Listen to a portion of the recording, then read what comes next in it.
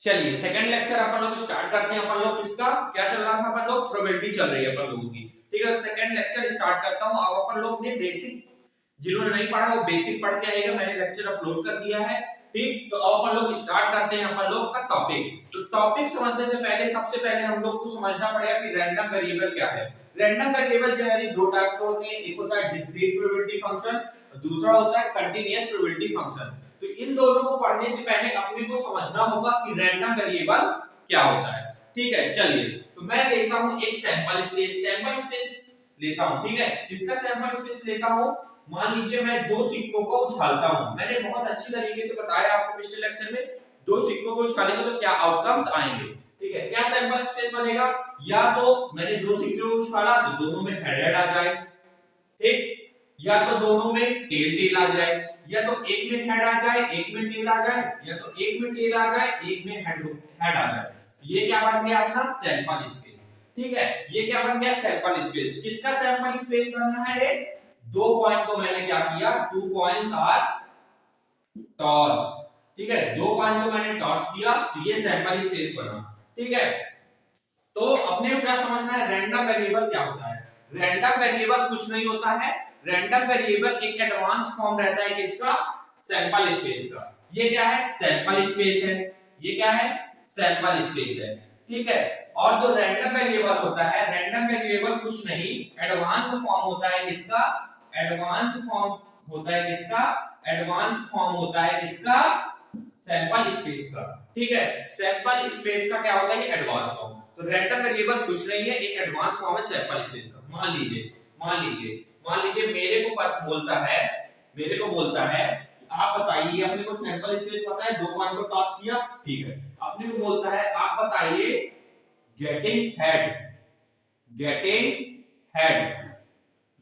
Head when two coins are tossed.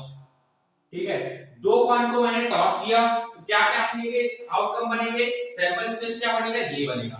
अपने से क्या बोलता है, बताइए कि गेटिंग हेड आने की संभावना क्या है जब दो कॉइन अपन लोगों ने टॉस किया है। ठीक है, तो रैंडम वेरिएबल को हम लोग x से डिनोट करते हैं। मैं आपको बता रहा हूं रैंडम वेरिएबल कैसे लिखते हैं, क्या करते हैं। रैंडम वेरिएबल को हम लोग x से डिनोट करते हैं। अपने से बोला getting head when two coins are tossed. आप बताइए जब दो सिक्कों को मैं उछालूंगा तो क्या क्या रैंडम वेरिएबल निकलेंगे। ठीक है, दो सिक्कों को उछाला तो क्या क्या रैंडम वेरिएबल निकलेंगे। तो यहां पास पढ़िए क्या बोल रहा है, गेटिंग हेड कितने बार आ रहा है, यहां पास हेड कितने बार आ रहा है, दो बार आ रहा है, यहां लिख लेता हूं। ठीक है, यहां पास हेड एक भी बार नहीं आ रहा है, अगर एक भी बार नहीं आ रहा है तो मतलब क्या, जीरो बार आ रहा है। ठीक है, और यहाँ पास हेड कितनी बार आ रहा है, यहाँ पास हेड कितनी बार आ रहा है, एक बार आ रहा है। कितनी बार आ रहा है, एक बार आ रहा है। तो एक एक दोनों बार एक आ रहा है, तो इसको मतलब मैं सीधे लिख दूंगा एक। ठीक है, दोनों में एक आ रहा है ना। तो आप क्या समझे इससे, क्या समझे आप इससे, ये बन गया अपना क्या, रैंडम वेरिएबल। जब मैंने दो सिक्कों को उछाला तो मेरा क्या बना, सैंपल स्पेस इतना आया। या तो हेड आ जाए, टेल आ जाए, हेड टेल आ जाए या टेल हेड आ जाए। ठीक है, तो अपना क्या आया, getting head when two coins are tossed. Sample space से मैंने क्या निकाला, हेड आने की प्रोबेबिलिटी निकाल रहा हूं। तो हेड आने का क्या रैंडम वेरिएबल बना, या तो दो बार हेड आ जाए, या तो एक बार हेड आ जाए, या एक भी बार हेड ना आए। ठीक है, तो आप ध्यान से देखें आप, x ये जो रैंडम वेरिएबल है ये कुछ नहीं है, ये एक सेट है जो क्या कंटेन करता है, इवेंट्स कंटेन करता है। क्या कंटेन करता है, इवेंट्स कंटेन करता है। तो रैंडम वेरिएबल कुछ नहीं है, एक एडवांस फॉर्म है सैंपल स्पेस का, या मैं कहूं एक सेट है जो क्या कंटेन करता है, सैंपल स्पेस के इवेंट कंटेन करता है। ही ना होगा, आप किसी से एक को उछाले, मान लीजिए मैं दो कॉइन को उछाला तो दोनों में दो हेड आ सकते हैं, उछाला एक भी बार हेड नहीं आ सकता है, दोनों में टेल आ जाए, या तो एक बार हेड आ जाए या तो एक बार टेल आ जाए। तो मतलब हेड आने की प्रोबेबिलिटी क्या है, मैं कहूं रैंडम वेरिएबल क्या है, 0 1 2। ठीक, आप इतना समझ गए होंगे। चलिए मैं एक डाइस को उछालता हूं, अ डाइस इज टॉस्ड। एक मैंने डाइस को उछाला, सैंपल स्पेस क्या क्या बन सकता है, 1 बन सकता है, 2 3 4 5 6। ठीक है, ये क्या बन सकता है, सैंपल स्पेस बन सकता है क्या, 1 2 3 4 5 6। ठीक है, मैं आपको यहाँ पास पूछता हूँ, मैं आपको यहाँ पास पूछता हूँ, मैं यहाँ पास आपको पूछता हूँ कि आप बताइए गेटिंग गेटिंग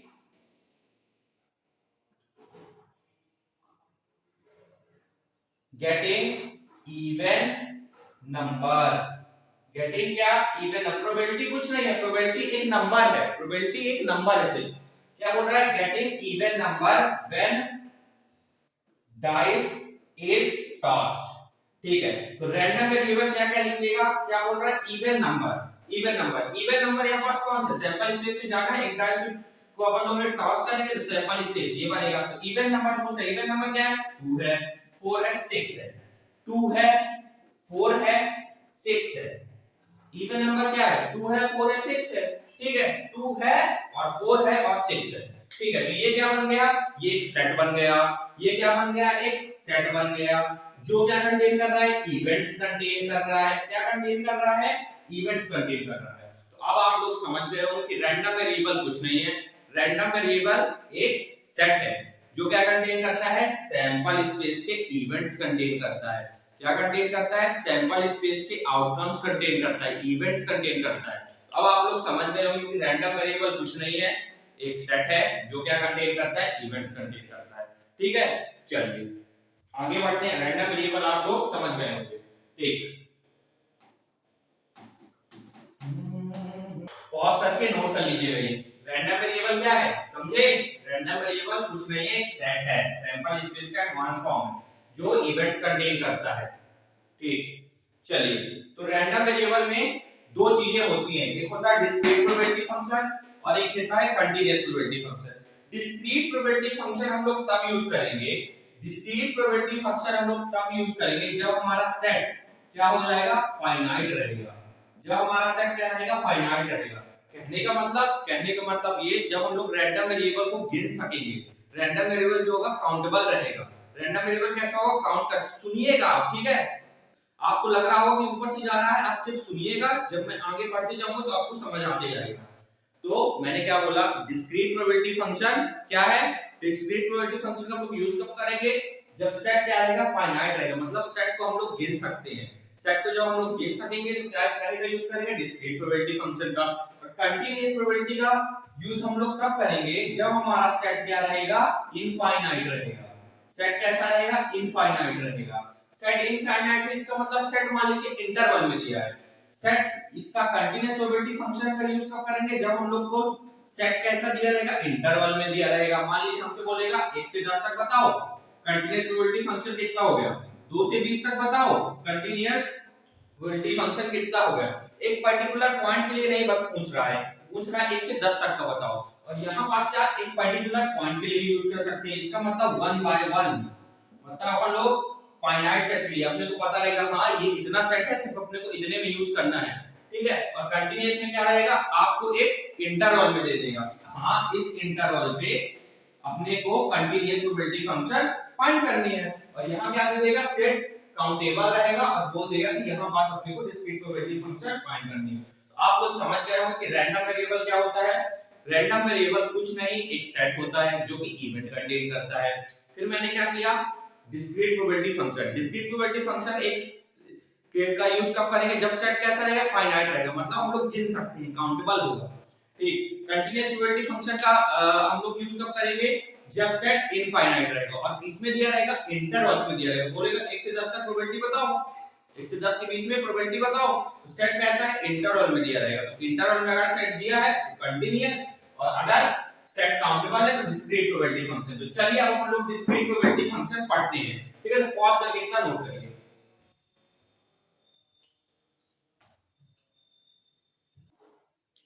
चलिए डिस्क्रीट प्रोबेबिलिटी फंक्शन पढ़ते हैं। डिस्क्रीट प्रोबेबिलिटी फंक्शन के अंदर दो चीजें आती हैं, क्या क्या आती हैं, प्रोबेबिलिटी मास फंक्शन आता है और डिस्ट्रीब्यूशन फंक्शन आता है। ठीक है, ये थ्योरी आप लिख लीजिए क्योंकि पेपर में थ्योरी भी पूछी जाती है। प्रोबेबिलिटी एक ऐसी चीज है जिसमें थ्योरी और न्यूमेरिकल दोनों पूछ जाते हैं, तो ये थ्योरी आप लिख लीजिएगा। पूछ लेता है कि डिफाइन करिए प्रोबेबिलिटी मास फंक्शन और डिस्ट्रीब्यूशन फंक्शन क्या होता है, तो आप लिख सके इसलिए मैंने ये स्टेटमेंट लिख दिया, आप लिख लीजिएगा। चलिए, तो सबसे पहले अपन लोग क्या समझते हैं, डिस्क्रीट प्रोबेबिलिटी फंक्शन में दो चीजें होती हैं, प्रोबेबिलिटी मास फंक्शन और डिस्ट्रीब्यूशन फंक्शन। तो प्रोबेबिलिटी मास फंक्शन क्या होता है? प्रोबेबिलिटी मास फंक्शन स्टेटमेंट पढ़ते हैं, क्या बोल रहा है? Let x be a discrete random variable. क्या दिया है? x एक डिस्क्रीट रैंडम क्या है? वेरिएबल है, ठीक है। तो अब probability mass function is given by this, बोल रहा है x एक डिस्क्रीट रैंडम वेरिएबल है, तो probability mass function is given by this. ये स्टेटमेंट आप लिख लीजिएगा, मैं आपको समझाता हूं। मान लीजिए हमको कोई एक रैंडम वेरिएबल दिया हुआ है, मान लीजिए आपने कोई रैंडम वेरिएबल दिया हुआ है x 0 1 2, ठीक। ये हमने वो क्या दिया, एक रैंडम वेरिएबल दिया है 0 1 2, बोले प्रोबेबिलिटी मास फंक्शन बताइए।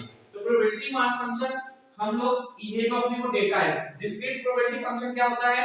डिस्क्रीट प्रोबेबिलिटी फंक्शन एक सेट होता है जो कि फाइनाइट रहता है, हम लोग काउंट कर सकते हैं, ठीक है। तो इसको हम लोग काउंट कर सकते हैं।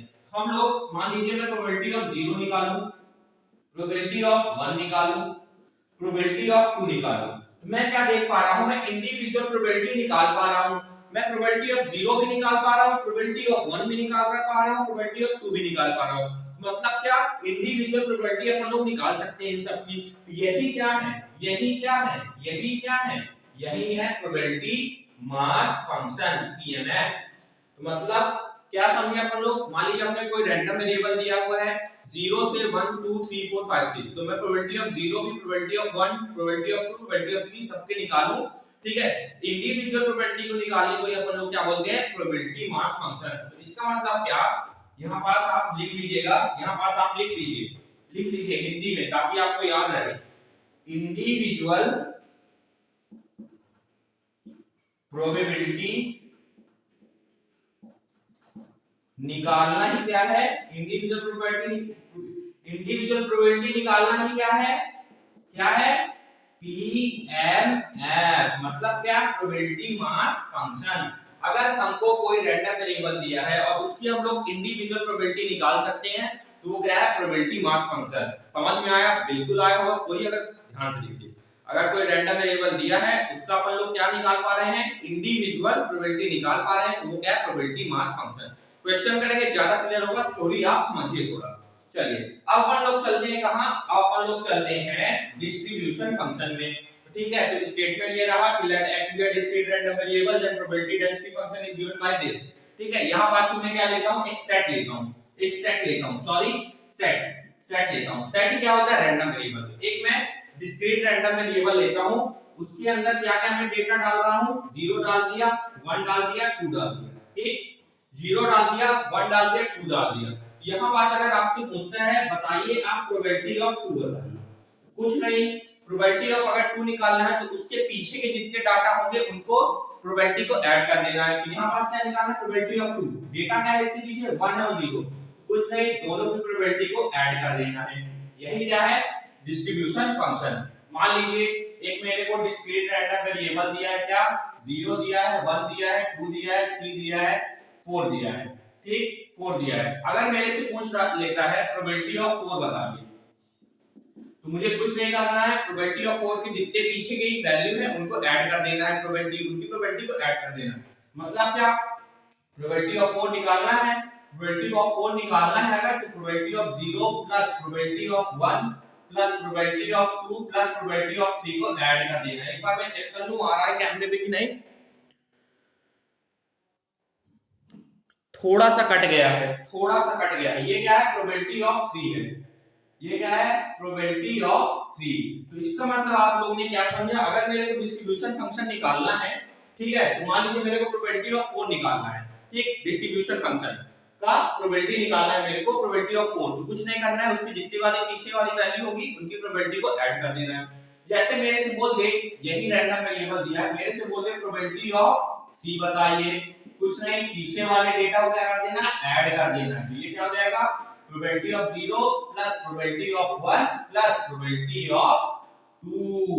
तो क्या मैंने देखा? मैंने देखा अगर मुझे किसी की प्रोबेबिलिटी निकालना है डिस्ट्रीब्यूशन फंक्शन में, तो कुछ नहीं करना है, जिसकी प्रोबेबिलिटी निकालना है उसकी पीछे वाली जो वैल्यू की प्रोबेबिलिटी को अपन लोग ऐड कर देंगे, तो जिसकी प्रोबेबिलिटी निकालना है वो निकल आएगा, ठीक है। तो अपन लोग ने डिस्क्रीट प्रोबेबिलिटी फंक्शन में दो चीजें पढ़ी, क्या क्या? प्रोबेबिलिटी मास फंक्शन, ये हमको पढ़ना नहीं है लेकिन नॉलेज के लिए आपको पता होना चाहिए, ठीक है, ज्यादा नहीं पढ़ना आपने। अपन लोगों ने पढ़ा probability mass function, distribution function. Probability mass function में अपन लोग ने क्या सीखा? अपन लोग ने सीखा अगर कोई अपने को क्या दिया, रैंडम वेरिएबल अपने को दिया है, इंडिविजुअल अगर अपन लोग प्रोबेबिलिटी निकालना है तो इसका मतलब क्या है, वो है प्रोबेबिलिटी मास फंक्शन है। प्रोबेबिलिटी मास फंक्शन अगर हम लोग इंडिविजुअल प्रोबेबिलिटी निकाल पा रहे हैं तो इसका मतलब क्या है, प्रोबेबिलिटी मास फंक्शन है।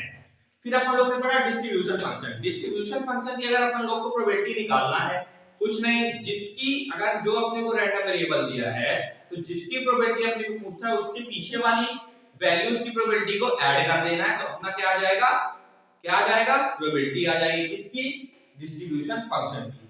पॉज करके ये डिस्क्रीट प्रोबेबिलिटी फंक्शन नोट करिए, थ्योरी नोट करिए, फिर अपन लोग आगे बढ़ते हैं। पॉज करके इतना नोट करिए, स्क्रीनशॉट लीजिए।